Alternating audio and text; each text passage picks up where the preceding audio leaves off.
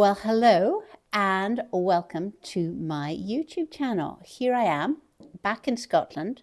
My month in Naples is finished and I promised, I think, to do a film about what I had learned from my time there and kind of what I'm going to bring back home with me in terms of habit changes and the way that I see the world and all of that kind of thing.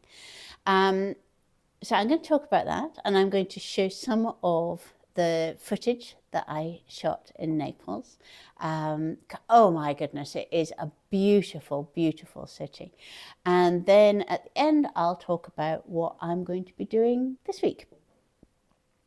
So, if you don't know who I am, my name is Jane, and I am a textile artist and natural dyer, gardener, writer, based in the middle of Scotland, and I run an online community called the Studio Club, which is for people who want to bring some creativity, some seasonal beauty, and kind of more intentional living into their lives.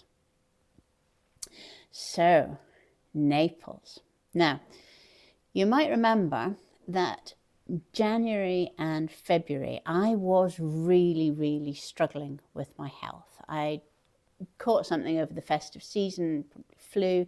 I then recovered-ish from that and went down with something that was probably COVID.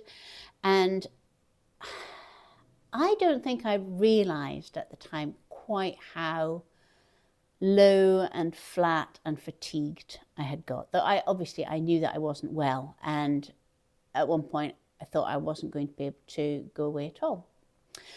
By the time I arrived in Naples, I was having really bad headaches. I had a kind of like a skin thing that I couldn't get to clear up. I had cystitis, and I was just feeling really tired.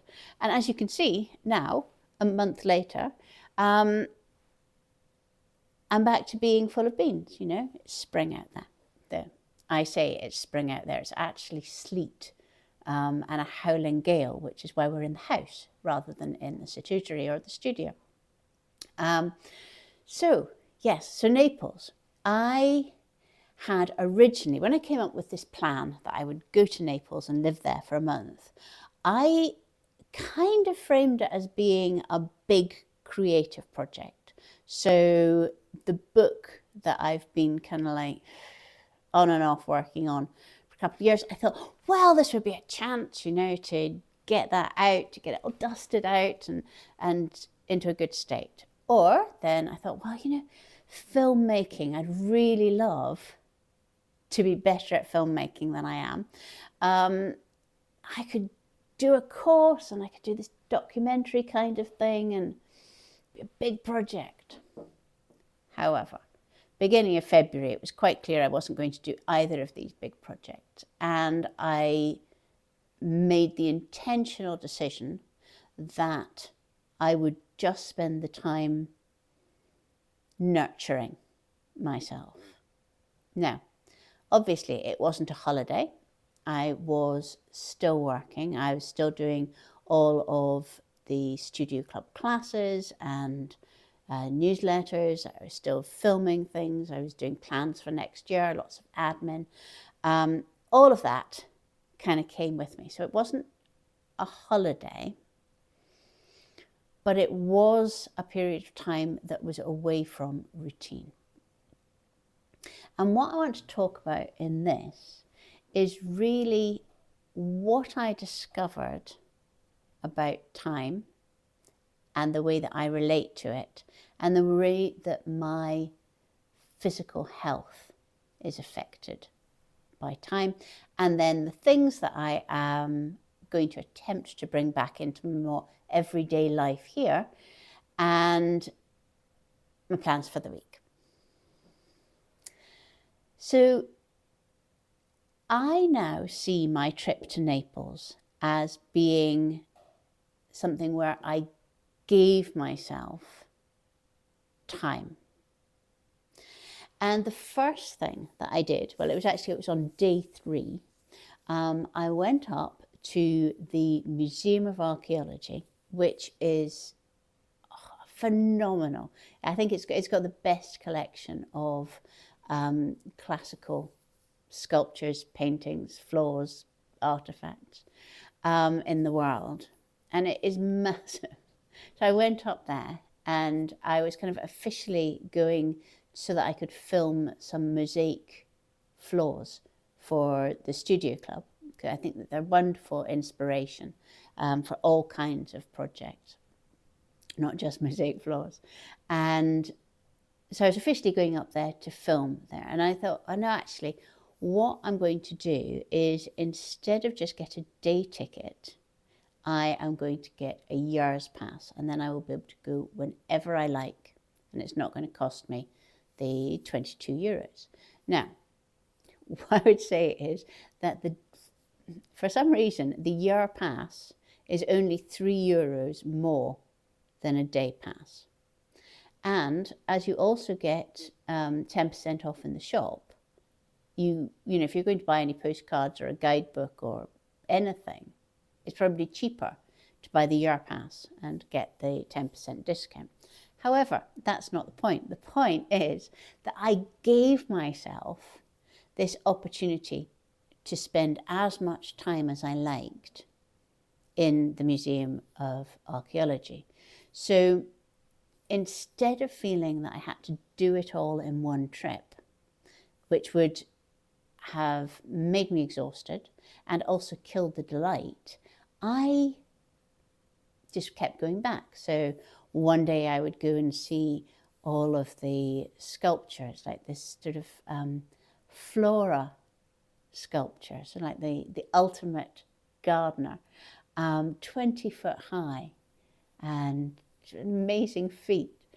And another day I might go to the Egyptian collection and look at all of the wonderful talismans that are there, and the grave goods, and this amazing mummified crocodile that was tied up with string, thousands of years old string, originally made from palm fronds and still perfect.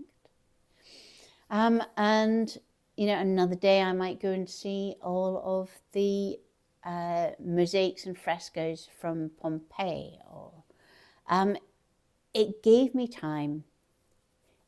It gave me space for curiosity and delight and a feeling of freedom.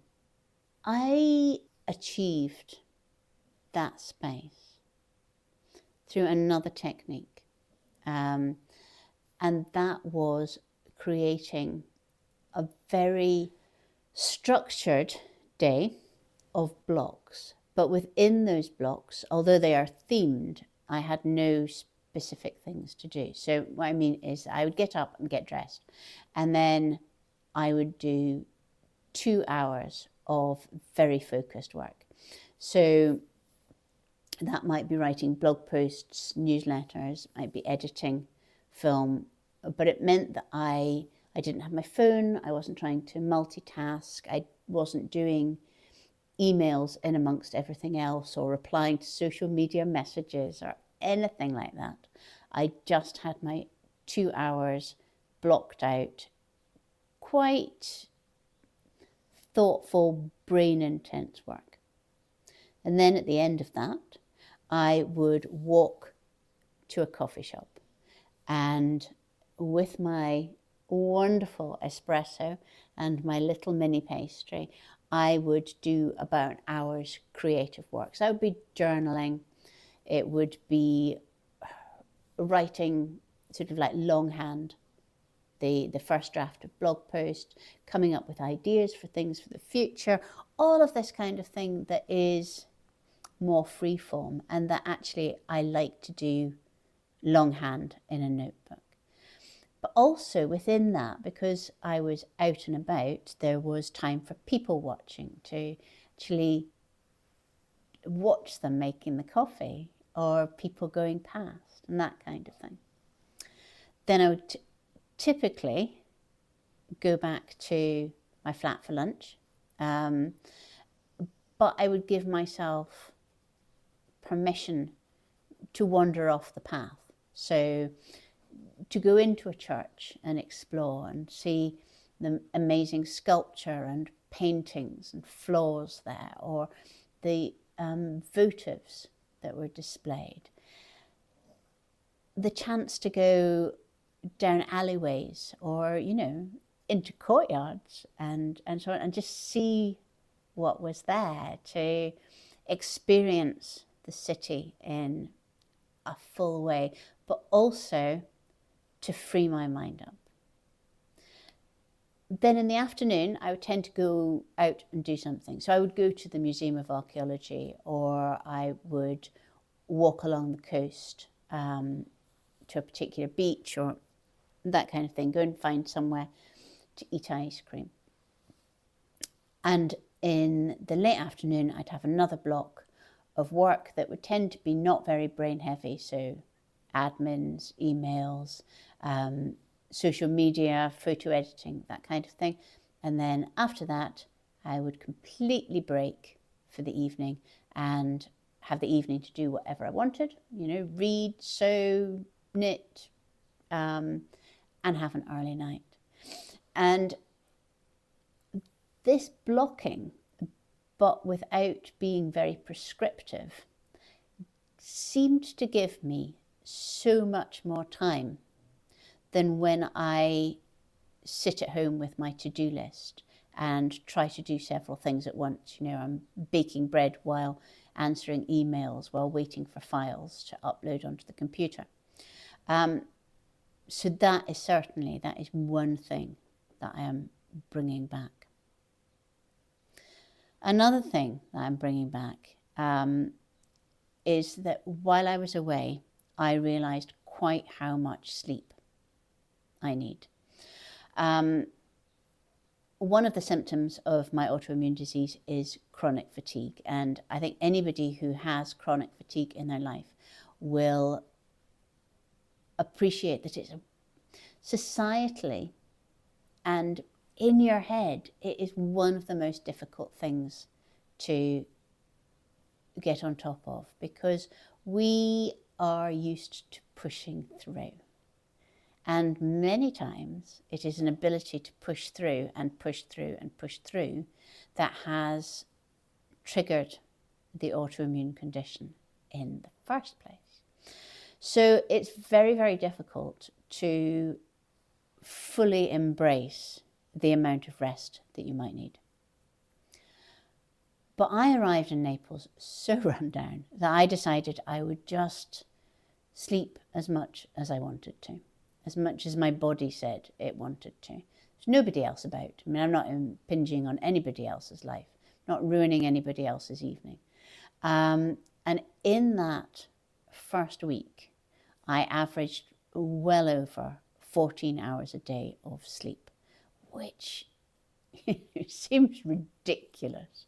But I believe that it was that sleep that allowed my body to recover, and that what I need to learn from that is that my body just needs a lot of sleep, and that a few times a week I am going to have what seems like an inordinately early bedtime, you know, straight after tea, if I want to build up my energy. Because the thing is that if I don't get sleep, I know that my energy dips. I know that I end up having naps, and naps are not as good for me as actually getting a big, big block of sleep at night.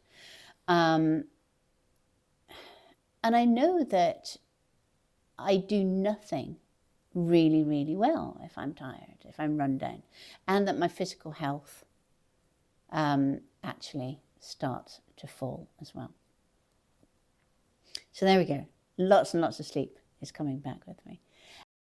So clearly, you know, I haven't got everything sorted out here. I don't know exactly how I'm going to bring back all of these lessons that I've learned and put them in my daily life.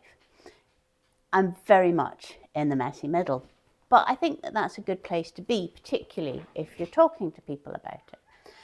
But I wanted to share something that has given me great hope, and I hope that it will inspire you too.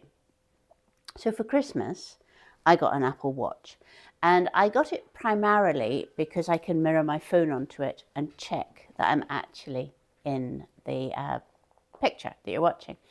And it was also brilliant for getting me around Naples, because you don't need to look at your phone for the map, it comes up on your wrist.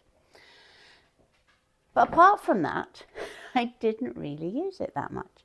And then after being in Naples for 3 weeks, it kind of came up with a notification that said there had been a change in my physical health.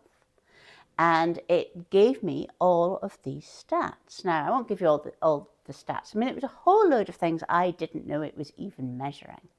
But this one, which is my heart rate, my walking heart rate had gone from 101 to 87, and my resting heart rate had gone from 74 to 65. Now, this is in 3 weeks. They've probably got a cat in the way now. In 3 weeks, just listening to my body, a bit more activity in that I was walking twice a day, but it certainly wasn't a kind of, boot camp thing. And I have been amazed that in such a short length of time, I can get results that are physically measurable. So that's what I'm going to leave you with. I have written a blog post about this, which is maybe a little bit more structured, and I will link that underneath here. As always, thank you so much for listening. I'm now off to plant some seeds, and I shall see you next week. Bye-bye.